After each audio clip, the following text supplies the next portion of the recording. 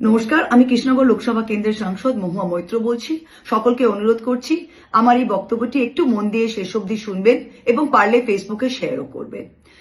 বাংলার 10 কোটি মানুষ পরিষ্কার দেখতে পাচ্ছে কিভাবে নির্বাচন কমিশন গত 1 মাস থেকে বিজেপির পুতুল হয়ে বাংলার যে বৈধ ভোটার যার খসড়া তালিকায় নাম ছিল সেই নাম সরানোর ডিলিট করার একটা চক্রান্তে সামিল হয়েছে।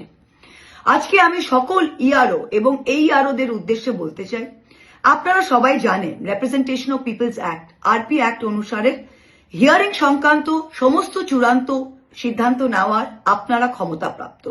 এখানে কোনোভাবেই আপনাদের ওপরে কোনো মাইক্রো অবজারভার চাপিয়ে দেওয়া যায় না। ম্যাক্সিমাম একটা মাইক্রো অবজারভার বা যে কোনো অবজারভার পর্যবেক্ষণ অবজার্ভ করতে পারে, কিন্তু তারা সিদ্ধান্ত নেওয়ার কেউ নয়। আর আপনাদের সিদ্ধান্তের ওপরে সে কোনোদিনই অ্যাকসেপ্ট ও রিজেক্ট করতে পারে না।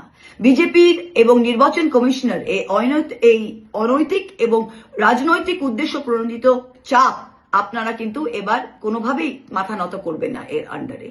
আমি একটা সিম্পল উদাহরণ দিই, যখন কেউ বিডিও লেভেল অফিসার, কেউ এসডিও লেভেল অফিসার, কেউ ডিএমডিসি যাদের কোয়াসি জুডিশিয়াল পাওয়ার আছে, যারা আজকে ইআরও এবং এইআরও হয়েছে, যখন আপনারা ল্যান্ড মিউটেশন রেকর্ডের একটা কেস করছেন, সেখানে কোনো একটা বাইরের নন স্ট্যাচুটরি অবজারভার এসে বলতে পারবে আপনার ডিসিশন নেওয়ার পর যে এই ডিসিশন ঠিক না ভুল এবং সেটাকে রিভার্স করতে পারবে সেই অর্ডার?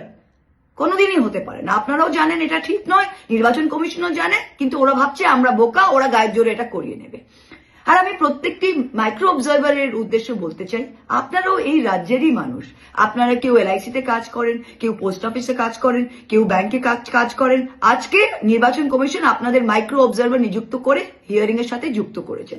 আপনারাও জানেন যে আরপি অ্যাক্টে মাইক্রো অবজারভারের কোনো উল্লেখ নেই, কোনো ইসিআই ম্যানুয়াল, কোনো নোটিফিকেশনে আপনাদের উল্লেখ নেই, কোনো রিটেন অথরিটি, কোনো স্ট্যাচুটরি অথরিটি আপনাদের নেই।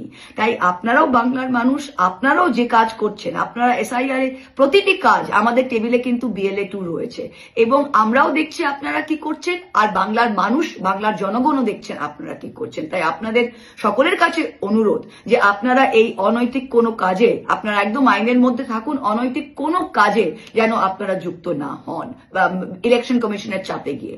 কারণ 3টে কারণেই একটা বৈধ ভোটারকে বাদ দেওয়া যায়। সে হচ্ছে 3টে কারণে আপনি ইলেকশন লিস্ট থেকে আপনি বাদ দিতে পারেন। 1, 18 বছর হয়নি, এখানে প্রত্যেকটি ভোটার 18 বছরের ওপরে। 2, সে এলাকার বাসিন্দা নয়, এগুলো সবাই ম্যাপ ভোটার, অবশ্যই তারা এই এলাকার বাসিন্দা। আর 3, সে দেশের নাগরিক নয়। নাগরিকত্ব প্রমাণ করার কেস একটা 4 থেকে 6 বছর নর্মালি চলে। সেখানে একটা কাগজ দেখে ইআরও টেবিলে আপনারা ঠিক করে দেবেন যে সে নাগরিক নয় কি নয়। আগামী দিন যখন এই ভোটার যাকে ডিলিট করা হয়েছে বা যে আপনার অ্যাকসেপ্ট রিজেক্টের জন্য সে কোনো প্রবলেমে পড়ছে, সে কালকে যখন কোর্টে যাবে তখন কিন্তু আপনার নাম সে কেসে নিয়োগ হবে, তখন নির্বাচন কমিশনকে আপনি খুঁজে পাবেন না। তাই আপনাদের সকলকে বলছি যে মাইক্রো অবজারভারের কোনো স্ট্যাচুটরি পাওয়ার নেই, আরপি অ্যাক্টে কোনো ইসিআই ম্যানুয়ালে তাদের কোনো পাওয়ার নেই। তারা ইআরও এবং এইআরওর ওপরে ম্যাক্সিমাম টেবিলে বসে হয়তো কোনো অবজারভেশন করতে পারে, কোনো সিদ্ধান্ত নেওয়ার তার কোনো অথরিটি নেই। এটা যেন প্রত্যেকটা BLA 2 জানে, এটা যেন প্রত্যেকটা এইআরও অলরেডি জানে, কিন্তু প্রত্যেকটা মাইক্রো অবজারভার আপনারা এই ইলেকশন কমিশনের চাপে পড়ে কোনো অনৈতিক কাজ, কোনো বেআইনি কাজে করতে যাবেন না। নমস্কার, থ্যাংক ইউ।